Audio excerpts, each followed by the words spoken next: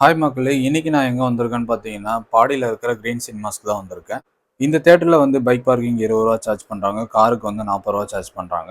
பேர் பார்த்தீங்கன்னா, ராதா தியேட்டர் சொல்லுவாங்க. ஸோ இது பழைய காலத்து தியேட்டர் இது. பிஎல்எஃப் ஃபார்மேட்ல பெரிய ஸ்க்ரீன் ஒண்ணு இருக்கு.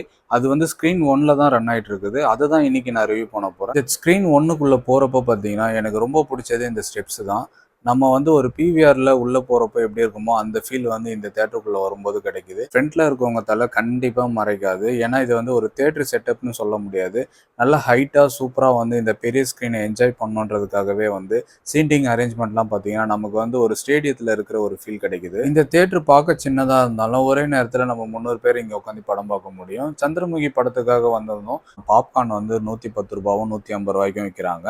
110 ரூபா பாப்கார்ன் இதுதான். ரொம்ப பெரிய ஸ்க்ரீனு, அதுக்கப்புறம் இந்த தியேட்டர்ல இருக்கிற அந்த ஆடியோ எஃபெக்ட்லாம் பார்த்தீங்கன்னா வேற லெவல்ல இருந்தது. இன்னும் கொஞ்சம் சீட்ல வந்து வைப்ரேஷன் அந்த அளவுக்கு